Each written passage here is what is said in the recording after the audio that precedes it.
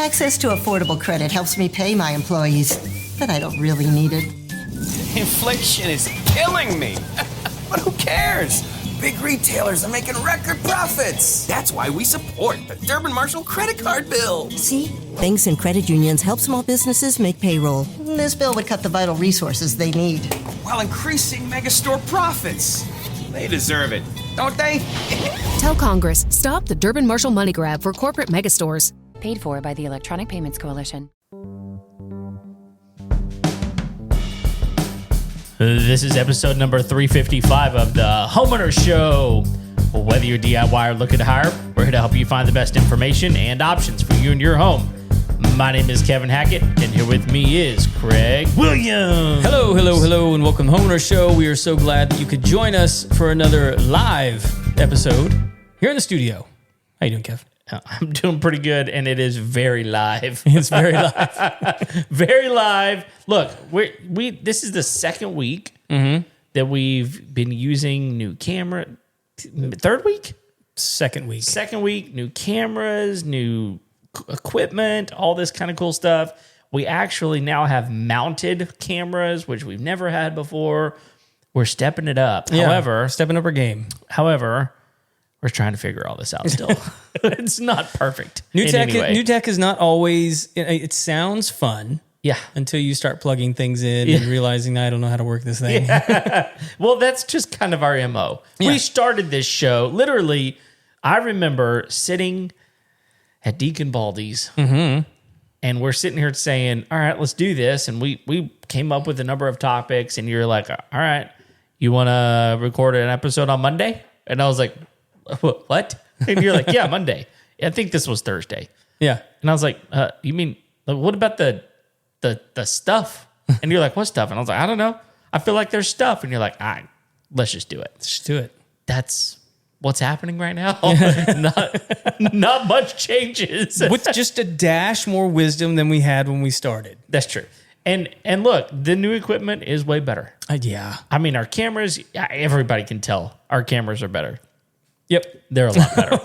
They're a lot better. So, like one of the cool new features is we added a TV in this. Well, the TV was always here, but like we couldn't look up and see what was happening on the screen live. And so now we can actually, like when we have guests that are remote, we can bring them up on the screen and actually see what's happening. How about that? Yeah. So I will actually be able to read people's facial expressions for the first time in 8 years. Yeah. Oh man. There's just better equipment that we didn't know about for a long time. And this thing is less than a year. Okay. Like it just came out. It's incredible. So it's really good stuff. But anyway, man, how you doing these days? I'm good. We're embarking on many new projects around the property. You and I were looking at a couple tonight, so we'll see what happens with some of that. One of the big ones that I'm looking at here in the near future, and I'm actually thinking about like reaching out to some different companies, is I'm planning on redoing the bar area Out on the party deck. Really? And making it more into like a service kitchen. Oh. Yeah, because we're getting rid of the offset smoker because it just doesn't make any sense in there. Man, it's tough. And so, I've already got like a 3-bay commercial sink, and then I've got a full bar. And so I want to build out the underside of the bar, and then on the side, I want that to be more of like a cook area. Okay. I want to have like three different cooking, like a griddle flat top. I've got a griddle flat top, and I've been thinking about could I just like permanently build it in, and I've got the cabinet smoker. Yeah. So I mean, like I think I've got the pieces, but like maybe we could do something a little more interesting. I don't know. I'm thinking about redoing the kegerator out there. Maybe putting like some chalkboard paint. Oh, nice. On the front of that. Okay. Just fixing it up, making it look nice. Yeah. I haven't used it a whole lot, honestly. Which is a shame because that thing is awesome. It's one of my favorite things about your whole place. And it's probably been a year since I've gotten anything out of that thing. Yeah. I haven't made beer in a long time. Dude, you probably hadn't made beer in over 5 years. Yeah, it's been a long time. Yeah. Well, it's okay. It's like when you get beer for free, you really sort of lose the incentive to like make beer. It's like, That's a good point. beer's a lot of work. Yeah. It's Well, and it's I hope this turns out. at this, again, I haven't done it in a long time, but at this point, like I've got all my recipes, like I know how to do it. Yeah. It's like you got to set aside a day and then some. Yeah. And I mean, your barrels, you've got a barrel for, if you want to do it that way. Oh, like barrel aging the beer? Yeah, and which takes even more time. Your barrel's only so big. Right. So it's like how much you get out of it. I mean, like it's a process. It's a process for sure. So it's fun. Don't get me wrong. Like it's a great hobby to get into. Yeah. It's not difficult to get into. So, it's one of those things. But anyway, so there's going to be a bunch of projects that we're looking at here around the property. I've got a lot of, my list is so long right now. Yeah. It's a little overwhelming, honestly. Yeah. And so like, I really do feel for like, sometimes you look at people's houses and you're like, how did it get in such disrepair? I can tell you how it happened is they started making a list of all the stuff and then they just got depressed. Yeah. And like, it just felt so overwhelming. They're like, forget it. Yeah. It's not worth it. Yep. Yeah. So, but I'm not going to fall victim. Don't do it. Yeah. But I mean, the problem is like figuring out what's the most important thing. And I think you probably have a chopping list. Like I do, but like, you know how it is. Like you want to, the way that you get started with stuff is sometimes you just like, you go to the one that you enjoy the most. Mm-hmm. What's going to give you the most fulfillment? What's going to make you feel the best about your house? Sure. You're like, what's that one thing I could knock out in like half an afternoon and like really be like, yeah, I got something done. Yeah. And sometimes I think that's the way to get going is, just get that little thing knocked off the list. Okay, that other one doesn't feel so big anymore. I think I could do that. The ones that are discouraging are when you make like 5 trips to the hardware store. So frustrating. That's when you're like, this day is just the worst. I could have done 5 things, but I spent 5 trips talking to morons in the aisle that don't know where things are at anyway. Yep. So anyway, but we're not here to talk about that. No. So no, we're not. We are here. I mean, like one of the number one trending topics online right now in just about every platform is home affordability and what they're calling the home affordability crisis. Right.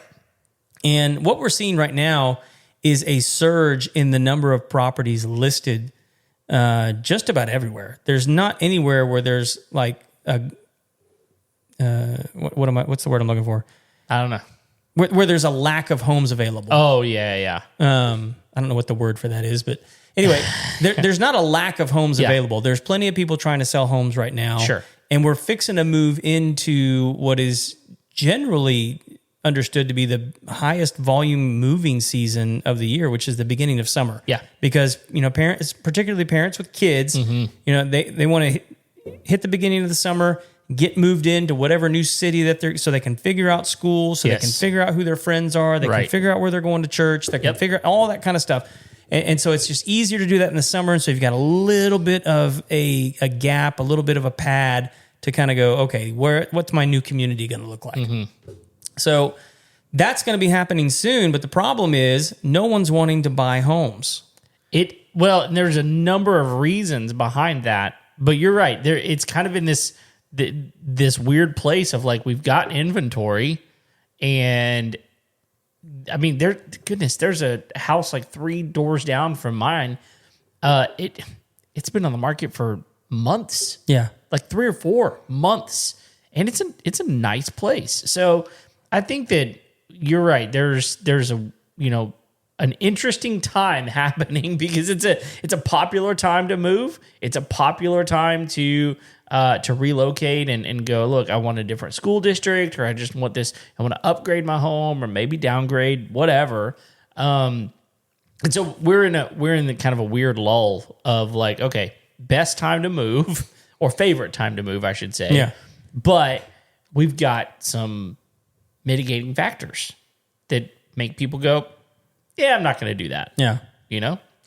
Yeah, I mean, like just right here. I mean, this is a report that was released on April 16th from the National Association of Home Builders, saying that tariffs that have been brought on are going to be causing a cost increase on the average home of around $10,900 per home. Oh my goodness. And that the tariffs, and I need to go through and figure out what the connection is, but they're saying that the tariffs are also causing insurance coverage to go up.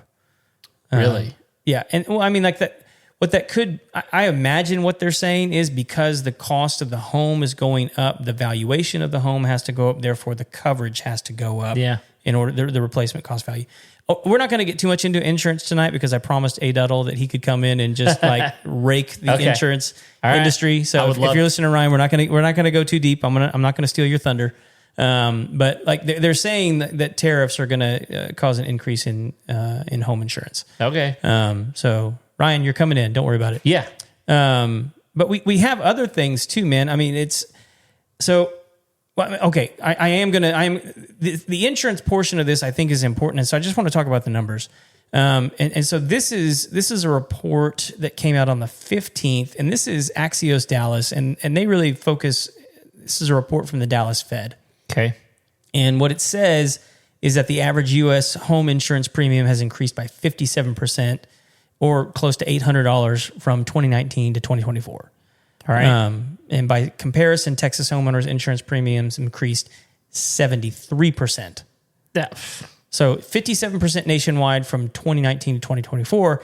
In Texas, 73%, which is an increase on average of about $1,400 per home. I just threw up in my mouth a little bit because that's disgusting. It is. That is $1,400 is like what used to be a median home loan payment.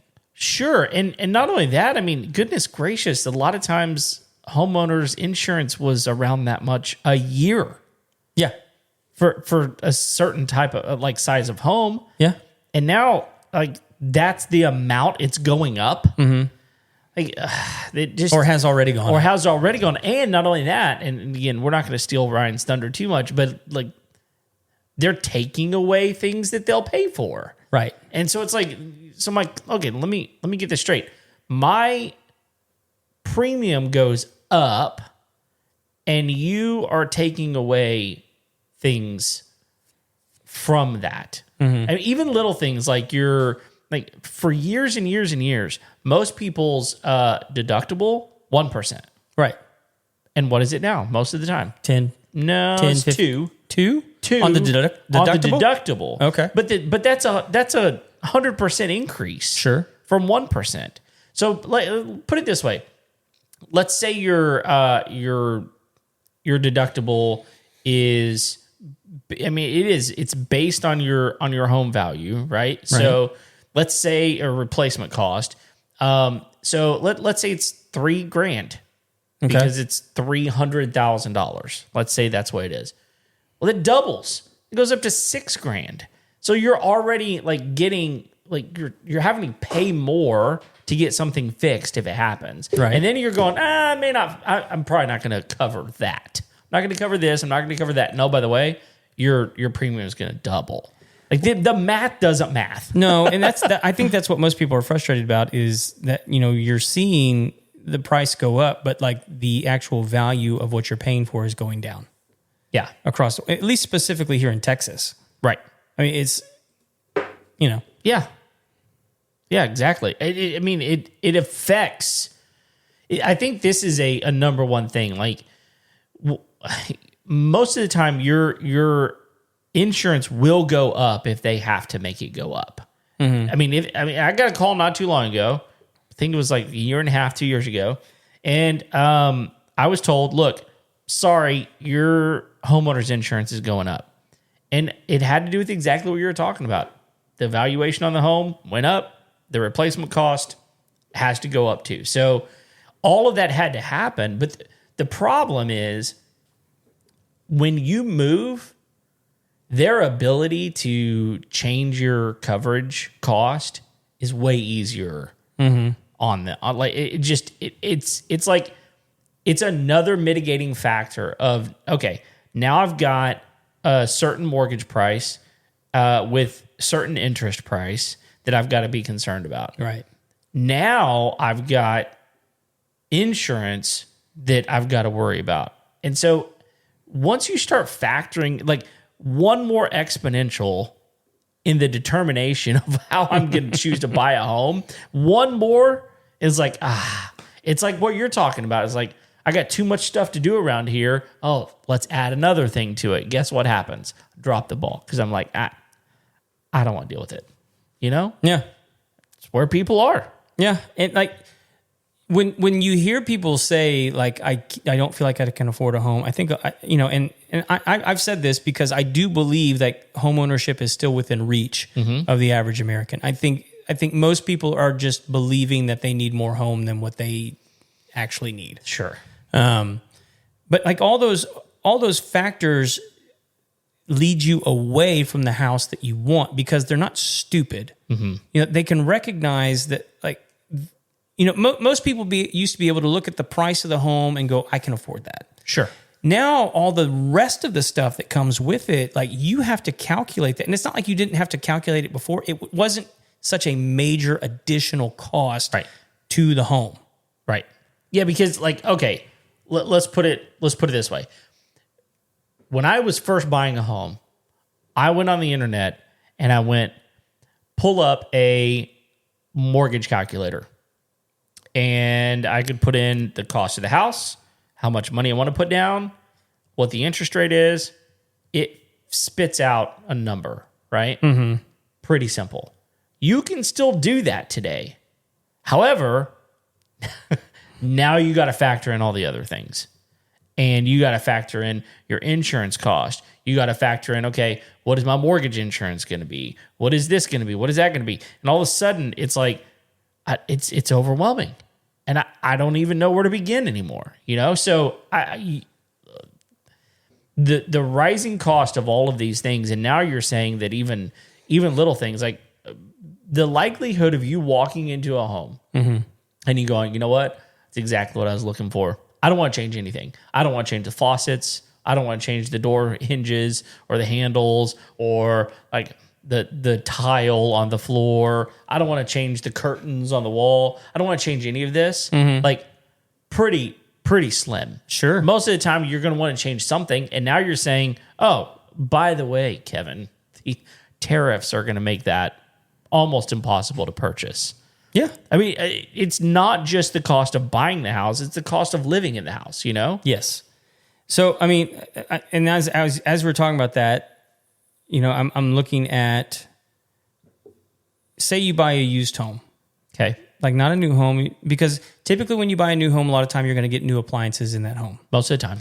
Sometimes when you buy a used home, people take the appliances with them. Sure. Sometimes you buy a used home and the appliances don't work no more. Yes. That's why they left. That's why they left. So, looking at just like a cheap set of appliances, and this is like a Frigidaire, basic refrigerator, basic stove and oven, basic dishwasher, microwave. It's $2,000. And these are, again, and these additional costs that you go, okay, how am I going to do this? Yeah. How am I going to afford this?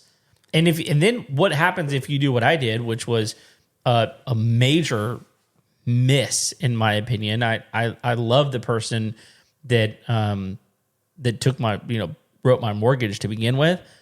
But I feel like she missed something whenever we had, everything was based on the previous owner's taxes. Right.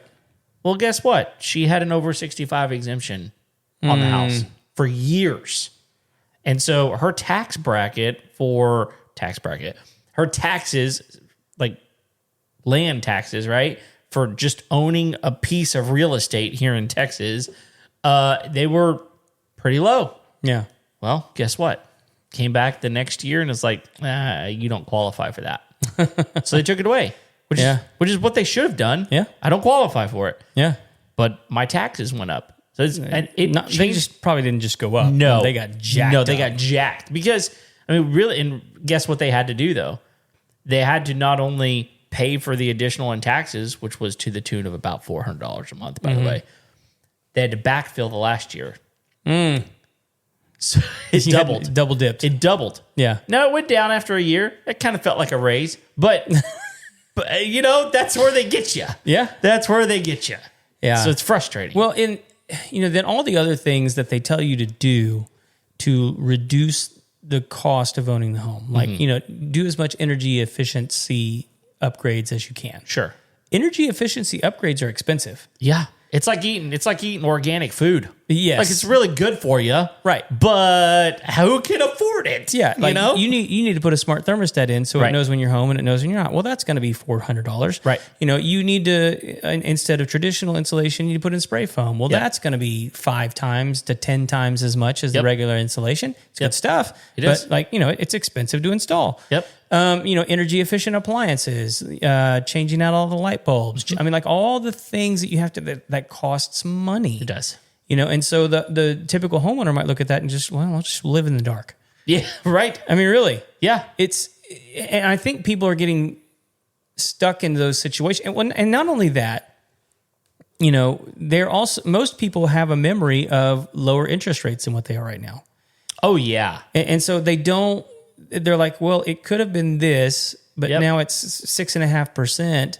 Which is like 3 times the amount that it was. It feels like. Because 275, I realize it's not 3 times. It feels like 3 times, It right? feels like okay. it. But it's close enough. Well, it's close enough. And again, we've talked about this. Historically, still pretty low. Still pretty low. Still pretty low. Yeah. But when people in this room who, have like a 275 interest rate, and me, I got really lucky whenever we bought our house. We're at 4.5%. People would kill for 4.5 right now. They'd kill for it. Yep. Because that extra 1.5, 2 points, changes everything. Yeah. So. Oh, the other one I forgot was windows, changing out the windows. Oh, well, that's another thing that for our house, I mean, our house was built in 2000. Yes, 26 years old. I get it. But they have single pane windows. Mm-hmm. Why? It still baffles me why 26 years ago they were putting single pane windows in homes. Probably because they built it and it was way cheaper. That's exactly why they did it. But again, you talk about energy efficiency. They're not energy efficient at all. No. They look great. And but you've been in my house. There are windows everywhere. And they're big windows. Get you a bid on that, big boy. $30,000, $40,000 easy without even blinking an eye. Yeah. And so it gets to the point where you're just like, they're fine. I mean, that's the exact conversation my wife and I had. It was like, okay, how much energy efficiency am I going to get out of double pane windows over single pane windows? I'm guessing $20 to $30 a month. That's what I'm guessing. Maybe. Let's say that's what it is. How long would it take me to recoup $30,000 to $40,000? You know what I mean? Energy costs? Yeah. It's not worth it. Just run all the fans. That's right. Lights all the time. It's not worth it. Like what my kids do right now. You're going to air condition the neighborhood. That's right. Yeah. Yeah. Why not? So, I understand that it feels overwhelming. Yeah. It does. Mm-hmm. Like if you're a rational person and you're good at looking at numbers and analyzing costs and things like that, you can look at it and go, "This ain't worth it." It's not. There's no way it is. I mean, the way it winds up being worth it is if you decided that however many years ago, 5 years ago, pre-COVID, whatever, you bought a house that was over your head or over your needs. Yeah. And if you went, you know what, I don't need that. I bought a 4,000 square foot house. I don't need a 4,000 square foot house. 2,200 to be plenty. Okay, now you're probably in a range where you go, all right, I'm going to save $300,000 on the length of my loan and everything, right? Right. Total. That probably winds up saving you money. But most people aren't doing that. No. Most people are going, I want more space because COVID did that to us. Oh, yeah. 100%. You know? Yeah, it changed the way people look at homes. It changed the way we designed homes. It does. Yeah. I can't tell you the number of homes that I've gone into, and I don't know that this is necessarily like a COVID thing.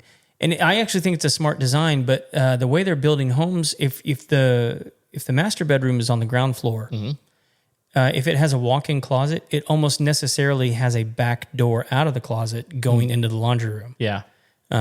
Where that laundry room has been sort of towards the front of the house near the garage. Yep. They'll put that master bedroom walk-in closet on the back side of that. Yeah. And give you a walkthrough. Which is brilliant. I love it. But like that's one of the newer design things that I've seen.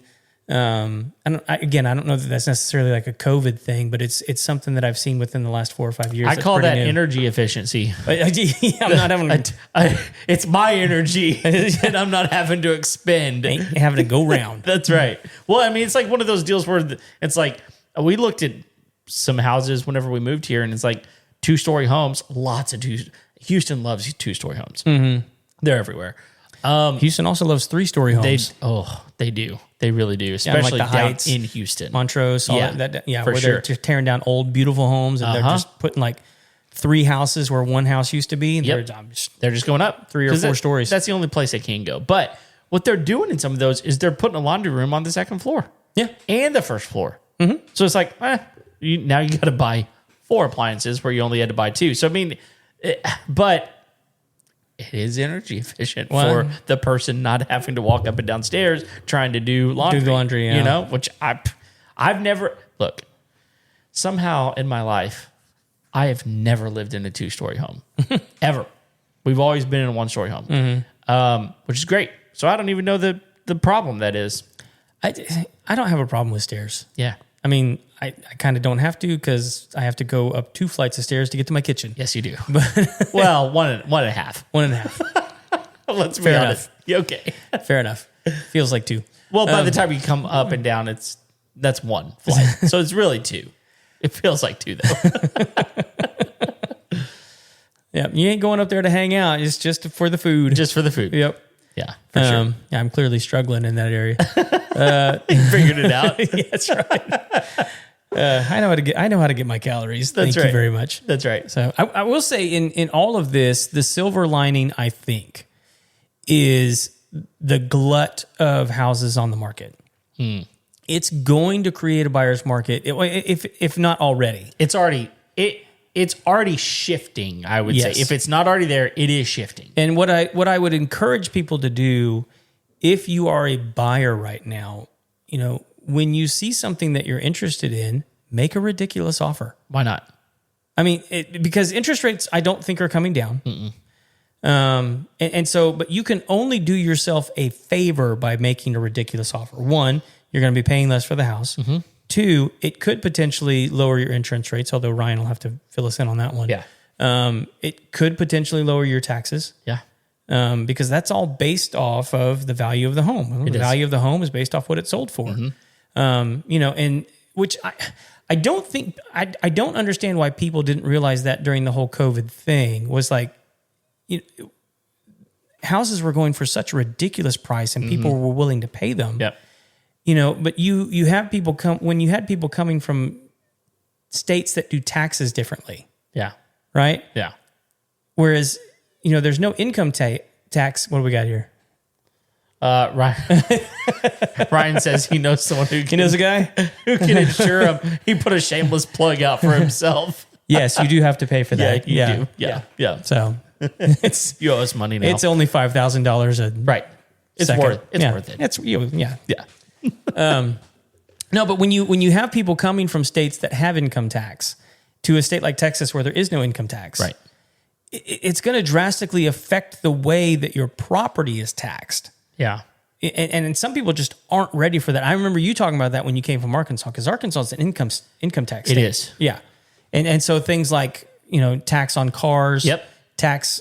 Tax on jet skis. Yeah. Like motorhomes, jet skis, like boats, any recreational vehicle, even your 4-wheeler, you would have to pay property taxes on, right? Right. Like, it's kind of crazy that that's the way that works. But look, income tax, no income tax. Look, it's no different. But it's really not. It just spreads it out differently. It does, because in Arkansas, your real estate taxes are nowhere near what they are here. Mm-hmm. But your also paying for tax on your car and all these sorts of things every single year. And so, but that feels more like a consumption tax. Like if you want to be a moron and have 6 cars, fine, we're going to tax you on them. Correct. You want to have 4 jet skis, knock yourself out, Scooter, because like we're going to get the money back on the back end. Right. In Texas, you can have all that stuff without paying the taxes on it, but like you're just going to pay taxes on the property. Yeah, makes sense. Well, and Ryan actually just said this. I think it's important that the market is softening. Is several carriers that are dropping the rates on new clients just to grow their clientele. That's encouraging. So yeah, I mean, you're realizing. Don't give away too much, Ryan. We're going to bring you on to talk about all this. Don't get too far into this, but I think it is important to understand like something has to shift. Something has to change. And I think that's what it is. I think the prices on homes are net, because I saw a report the other day. There was like 33,000 homes listed just in Houston alone. Okay. And it's such a vast amount of homes on the market right now. That's why I'm telling people, like, if you see something that you like, look and see how long it's been on the market. And if it's appealing to you at all, make a ridiculous offer. Yeah. Because what's the worst they can do is say no. Yeah. And what you're doing is if nothing else, you're helping the next guy. Right. Because, they get 3 or 4 ridiculous offers in a row. They're like, I think our house is overpriced. Right. People are making offers like 20,000, 30,000 below list. Like, what's wrong with our house? Right. And, if it's been sitting on the market for 60 days, they're probably going to drop it a little bit. Sure. In response to the ridiculous offers. Also, you could just be like me and just make a ridiculous offer and somebody takes it. Right. That I've had that happen. Yeah. And my wife scolded me when I made it. She's like, "You can't. That's rude." And I was like, "Not until when I get it, you won't think that." Right. Yeah. And they did. They took it. Now, it was a builder, so who cares what they feel? Yeah. Doesn't matter. But yeah, again, you can navigate this. Yeah, and you don't know.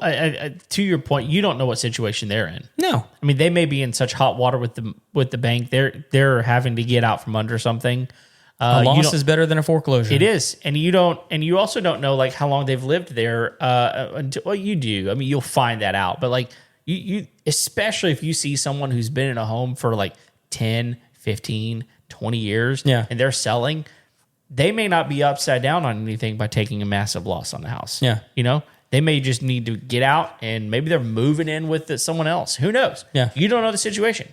Yeah, just a negotiation tactic. I mean, like I love this game, by the way. Yeah. I actually wish I could buy more homes. I enjoy the whole process. I like finagling. You're weird. I do. Sure. But make a ridiculous offer, and you've got somebody on the line when they don't say no, but they come back with a counter.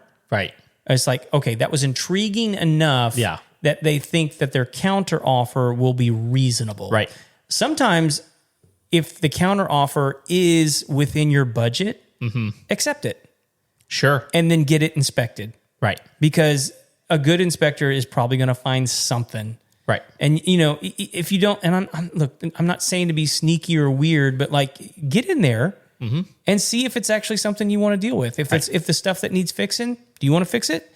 Do you want to ask them to? Now you've got them at this price, and if there's stuff that needs to be fixed, well, like you can either take the cost of the house down, based off what it's going to cost to fix this thing, and so there's always negotiations that can happen even after you guys have agreed on a price. Right.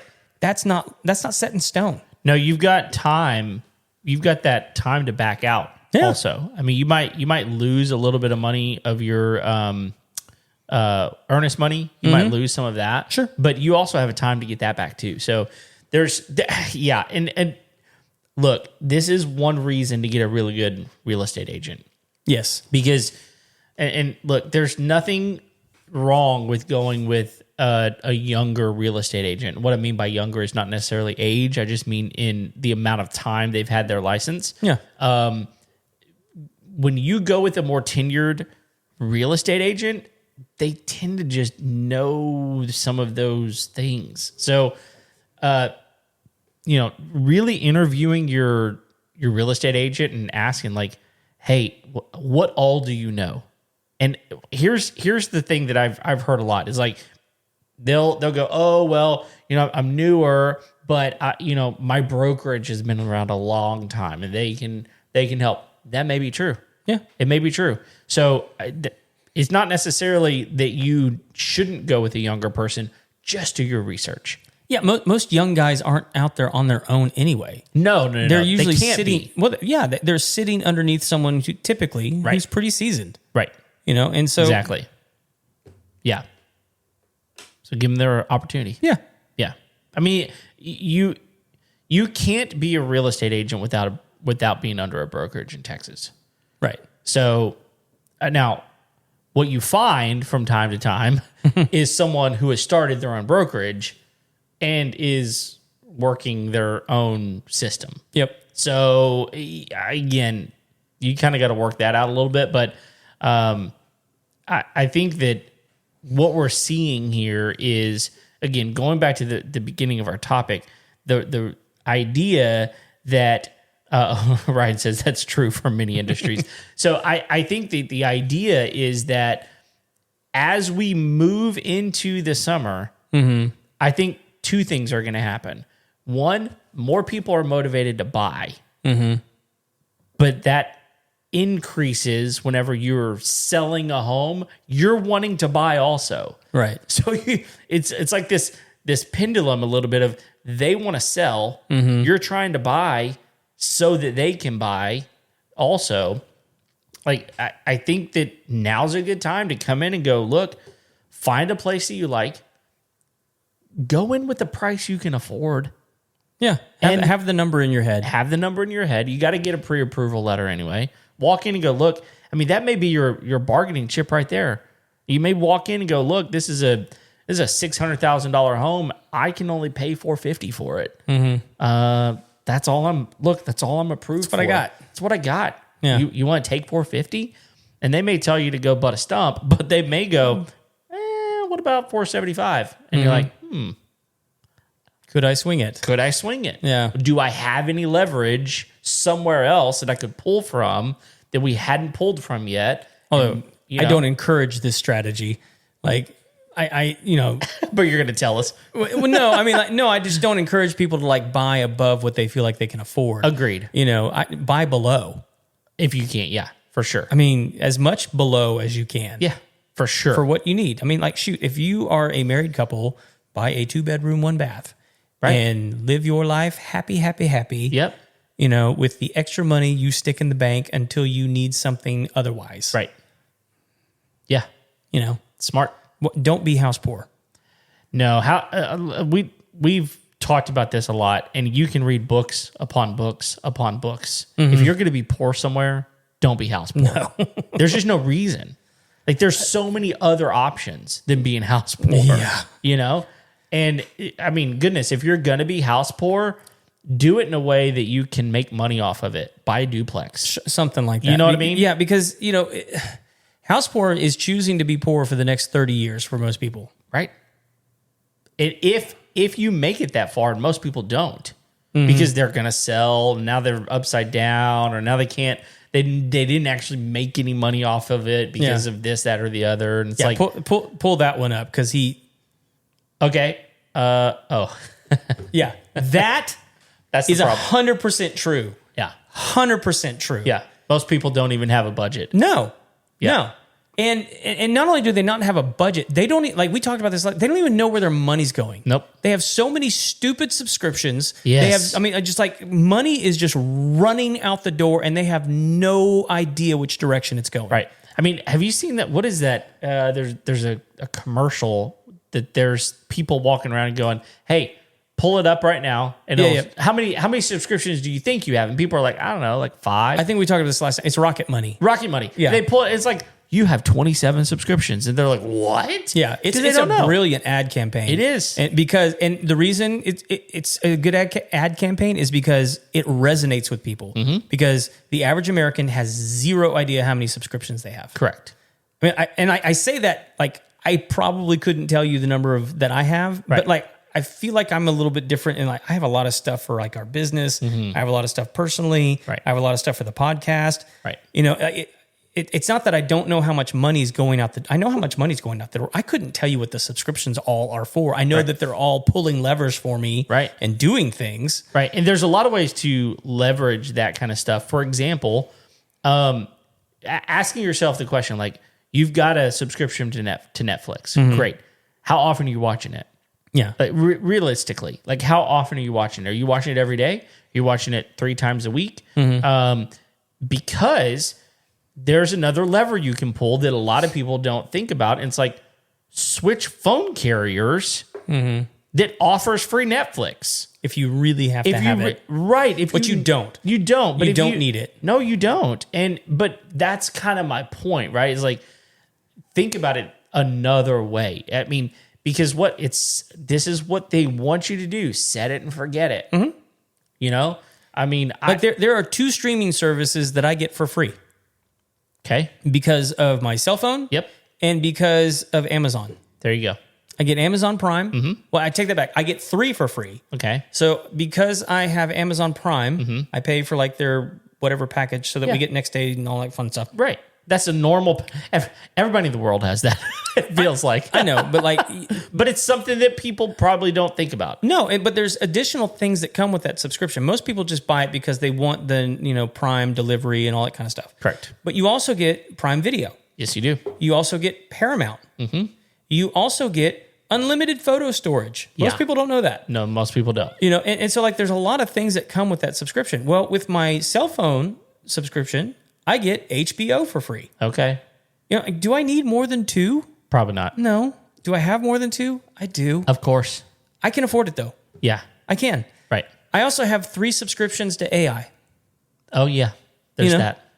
There's that. And like, do I think the average person needs 3 subscriptions to AI? No. No. Me as a business owner and a podcast host and all the things that I do, like my networking stuff that I have to have it. Sure.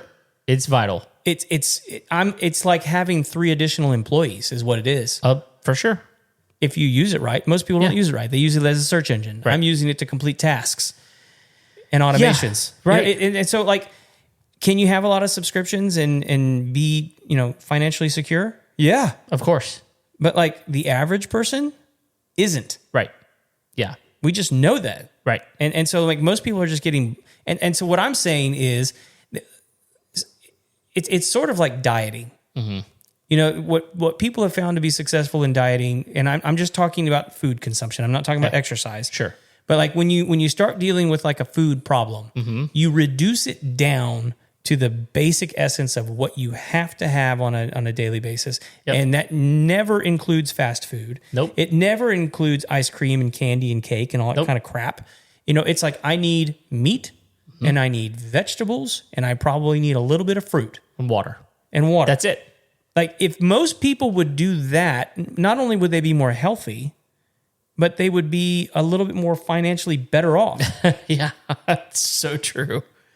It really is. And so, but like when you do that, you begin to realize what you actually can survive on. Right. And what what you used to believe that you needed no longer becomes necessary. And so you all of a sudden gain a superpower of perspective. Right. And go, oh, I can actually survive and thrive with a lot less.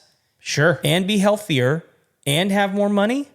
That's a deal. But like it's not a deal for people. It's they not. don't take that deal because they're unwilling to give up the thing. The sacrifice. Yeah. So for example, I told you just before we started the podcast, I've lost a pretty good amount of weight recently.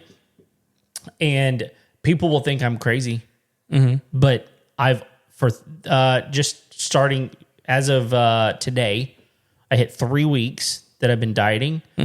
I've only eaten lunch for the past 3 weeks. So you're kind of like reverse fasting. Yep. And I'm only eating lunch, and it's a low carb lunch. So I'm not eating burgers. I'm not eating French fries. I'm not drinking Dr. Pepper. I'm not doing stuff that I would love to have. I'm not eating sandwiches and lots of bread, lots of carbs. I'm not doing that, even though I'm only eating in that window. Because a lot of people say eat whatever you want to in a certain window, and you can kind of do that. That's not what I'm doing.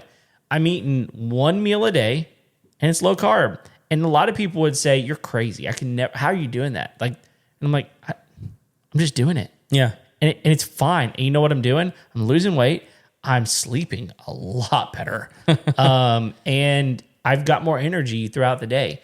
And I've been doing that for 3 weeks. Yeah. So again, the question really comes down to, are you willing to do what's difficult to get to the result that you want to get to? And the truth is, and most people don't ever talk about this. You may not even know this. Do you know how long you have to do something before it becomes a habit? I think it's like 20 days or something. It's 2 weeks. Yeah. It's 2 weeks. So it's even less than that. 2 weeks. If you do the same thing for 2 weeks, it becomes a habit. And that's not that long. You go 2 weeks without watching Netflix, guess what? You're going to go, I don't need it. Yep. It's not a big deal. Don't even miss it. I don't even miss it. Starbucks, I don't do it for 2 weeks. I don't need it. Oh, dude, I used to be a Starbucks fiend. Really? Oh, man. I didn't know that about you. Oh, well, so, I mean, back in the day when I was working at a church, I mean, that was kind of like my thing is I'd get up, get ready for the day, I'd head to the office, and I'd probably go meet somebody at Starbucks. Okay, yeah. Like it was just like the thing that you did back in the early 2000s. Right. You're not wrong.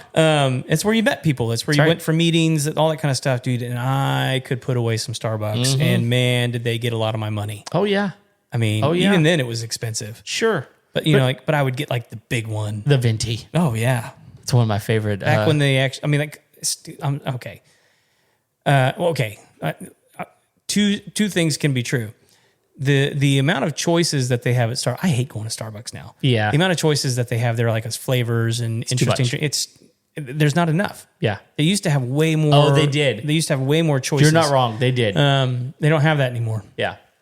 That being said, when my wife and daughter went to New York, I guess that was... about a month ago. Yeah, something like that. Yeah. It seems like it may have been longer than that. Maybe. A friend of ours that went with them is a big wig over at Starbucks. Okay. And I didn't know this. There's a 3-story Starbucks. Oh, really? Is it like at the Empire State Building? Oh, my goodness. Something like that. Okay. And so one level is like, if I'm remembering right, one level is just like regular Starbucks. One is like a retail store. Oh. And then one is like fine dining Starbucks. What? Yes.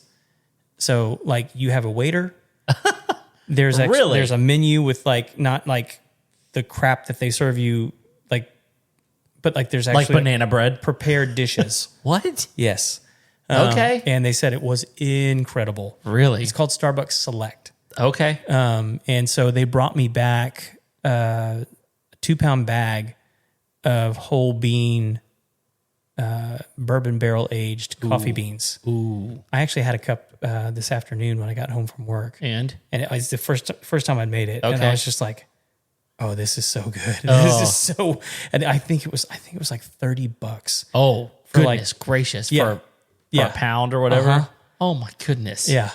But I was like, yeah, there's a reason. I know there's why. a reason. Yeah. It's so good. Yeah. But I think that the problem there is we recognize if you start thinking about it, is that something you need? No. It's not. And it's not that you look, we're over here saying these things and recognize that we like the things that we consume. 100%.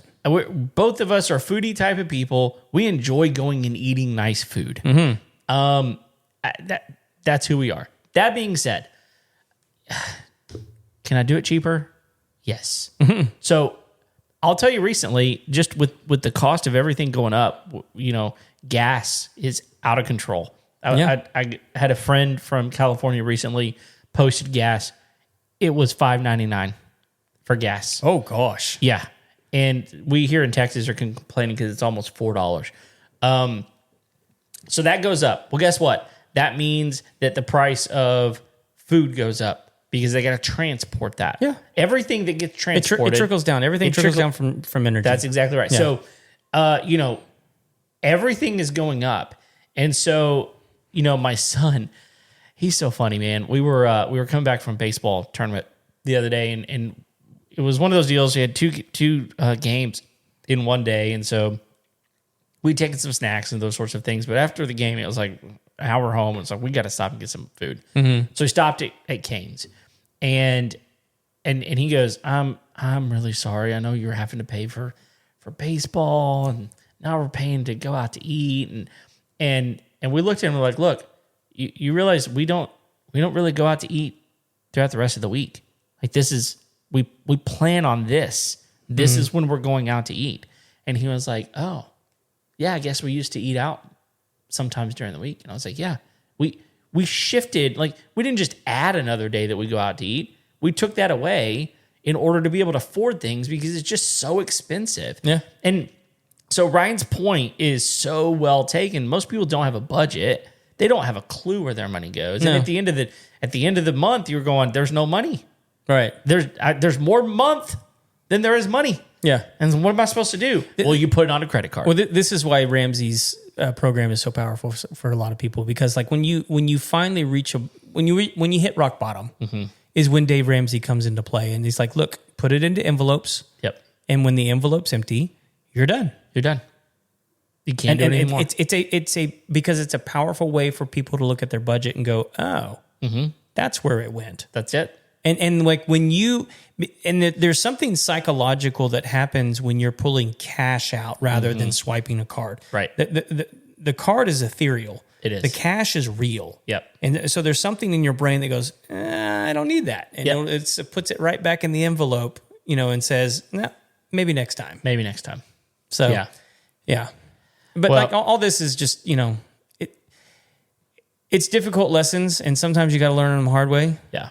But also, I don't know that there's a home affordability crisis. I think we're dealing with a lot of inflation. Yep. And I do know that wages have not kept up with inflation, without question. And so that's a big problem. It is. But I will tell you, as a business owner, like, profit hasn't kept up with inflation either. No. Like no one's willing to pay more for the services that we're providing. That's right. There's some of them out there that you're just going to have to, because they're necessarily going to go up because those costs are going to go up, and you all have to have air conditioning. That's right. And you all have to have plumbing. And so like if their prices for their materials and stuff goes up, that's just the way it is. It is what it is. When it comes to service stuff, like home cleaning and pest control and stuff like that, it's not as much of a fixed cost as some other businesses. Right. But year over year for us, our revenue has gone up, but our profit has gone down. Interesting. And part of that is, we're bringing on new employees and different things like that. And so our margins are getting smaller. Sure. But as you grow, your profit should sort of remain steady if you're running your business right. And that's just not possible when you're in such a competitive market. Right. Well, it's one of the things that everybody is shopping harder than they ever have. Yep. And they should. We talk about it all the time. You should shop. You should get multiple estimates on the things you're having done. We've harped on this since day one on this podcast. Even though we've been singing the song, nobody does it still. No, they don't. It's but there's multiple reasons. So many contractors don't answer their phone. I was listening to somebody the other day that said they ran the numbers on this, and they said based off the results that we see out in the marketplace is that with people that watch YouTube videos and Facebook videos and stuff, about 1% of the people actually take the advice. Even if they believe that it's true, about 1% of people will actually take the advice that they hear online, which is crazy. Shocking. It is, yeah. Especially whenever you're watching a video of someone doing it or seeing it happen, whatever that thing is. I think in general, we've put ourselves in such a busy lifestyle that doing anything takes so much time to add something. Yeah, can I just get it done as quickly as possible? And so I get it, I really, really do, but. The reality of it, you take a person who's a remodeler, and we're talking about buying a new home, maybe you want to remodel some stuff. You get 3 different quotes to replace, I don't know, cabinet doors in your kitchen. One of the quotes is $5,000, one of them $7,000, and one of them's $8,000. Which one are you going to take? You can take $5,000. Is the guy that's $8,000 is probably better? He probably is. He's putting the same cabinet doors on. Why is it different price? He's probably better. He probably knows what he's doing. He probably sources his stuff really well. But how am I supposed to afford that? Yeah. And so what winds up happening is the guy that did it for $5,000, he's making a whole lot less money than the other one because materials are just going up and up and up. Yeah. And so then 3 years from now, maybe I didn't put cabinet doors on because $5,000 was too much. You go back and it's like, I saved up $5,000 to go get cabinet doors. Guess how much they are? $6,500 now. And it's like, what in the world? Yeah. So, Well, but like there's like just talking in like cabinet doors and drawers. Like, is the 5,000 guy going to put the quiet slides? yeah, right. You know, exactly. Is he going to put the self close? Right. Like the soft close? Sure. All that stuff. That because that makes a huge difference on the experience of the actual cabinet, It does. right? But can you cut corners and not put those things in? Sure. Yeah. Yeah. And You can. when your margins are small, what are you going to do? You have The to. cheapest thing you can. You have to. It's all you can do. Yeah. And then, but and it's why I think we see more people going, I'll just go to Home Depot and buy them and put them in myself. Yep. And great. If you have that mentality and you can do it, do it. I mean, the reality of it is if you want to go put soft close drawers in, I did them in my house. You can be done. It's really not that difficult. You just have to take the time. You got to be precise. You got to, have a little bit of, Patience, type A personality, right? All that kind of stuff. But can you do it? Absolutely you can. Yeah. But at the end of the day, whenever you screw it up and have to call the contractor and get him to do it right to begin with, now you're paying more. Yeah. So it's a lot. It's a lot. And you're right. Is there a housing affordability crisis? I don't know. Look, we've said it for months now. I think many people are going to have to change their attitude about what homeownership looks like. And you may need to buy less of a house than you thought you needed. Yep. Smaller, maybe different neighborhood than you thought. Don't be house poor. Nope. Don't do it. So, what else? That's it, man. All right. Well, listen, thank you guys for listening. And Ryan, we're going to get you on before too long. And we appreciate all of you out there. If you haven't already, please go like and subscribe all our channels, Facebook, YouTube, Instagram. Share our information wherever you can. We would really appreciate it. And we look forward to just continuing to put out really good content for you guys. We appreciate you. Until next time, we'll see you later. See ya.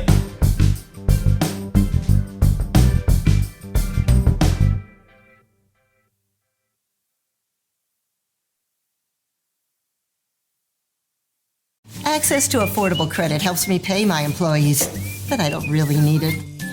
Inflation is killing me. But who cares? Big retailers are making record profits. That's why we support the Durbin Marshall credit card bill. See? Banks and credit unions help small businesses make payroll. This bill would cut the vital resources they need. While increasing megastore profits. They deserve it, don't they? Tell Congress, stop the Durbin Marshall money grab for corporate megastores. Paid for by the Electronic Payments Coalition.